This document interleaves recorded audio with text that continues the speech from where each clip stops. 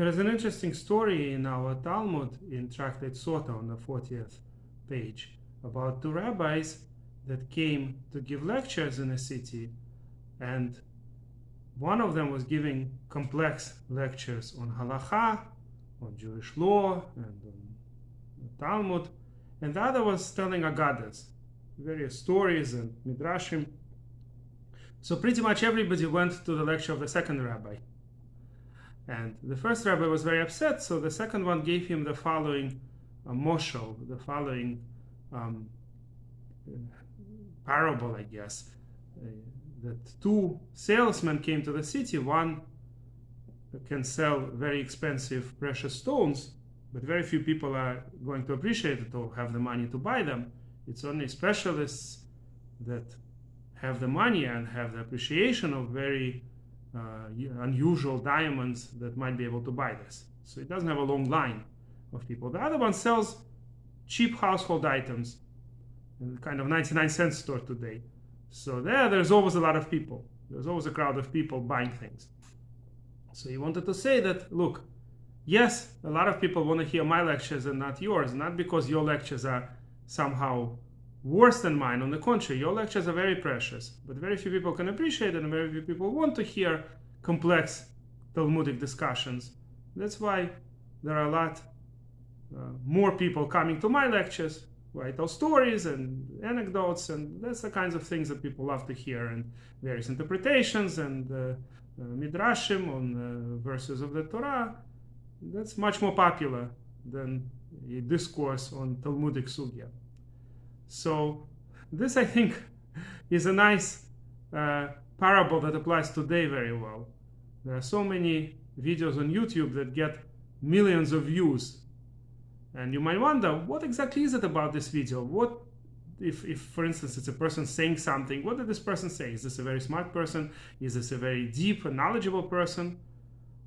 A lot of times it's not even anybody speaking, just some kind of a picture of something that was recorded. I heard once from a science fiction author in Russia, who happens to be Jewish. I don't think he's religious.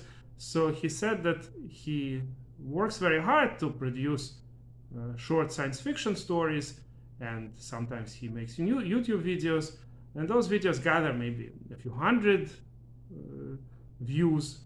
By the way, each time there is, let's say, 100 views on a YouTube video, that doesn't mean 100 people, of course, watched the entire video. That means 100 people clicked on that video. Maybe many of them maybe watched it for 3 seconds, and then decided it's not for them. So really, the number of people who watch most of his videos, on which he works so hard, is really very tiny. And then once he just took a video of some dogs on the street. And for a while that video wasn't popular, and then all of a sudden it got like millions of views, something like 14 million views. And he's shocked himself. What kind of algorithm is Google using, and who was interested in that video of just stray dogs? But for some reason that video gathered much more views than the videos he works on, which or interest only a very specific small group of people. So coming back to my own Torah lectures, most of them, of course, have very, very few views. Sometimes 10 views, sometimes even fewer than that. That means that the number of people who actually listen to the whole video might be just 2 or 3. But I'm not upset at that. I understand that there are only specific people who might be interested in this. I don't direct my videos to the entire world, or even to the entire Jewish world, or even to the entire Orthodox Jewish world. There are only specific people that might like my specific style and my specific videos and my specific topics. So one has to be satisfied, even if I have 2 or 3 students who might like a certain video and want to subscribe to my channel. That's also good. Some of my videos, by the way, that for some reason, both in Russian and in English, became very popular and had thousands of views. I never had millions of views on any of my videos, but some had thousands of views. I was surprised because they weren't specifically the best of my videos, or the more deep ones. I noticed, by the way, that in today's day and age, in the new generation, the younger people, they in general have specific things that they're looking for, the majority of them. I don't think it's as true in the Torah world, in those who learn in yeshivas, but in the general world, it seems that people today they're accustomed to these short phrases, the particular tags that they keep reposting.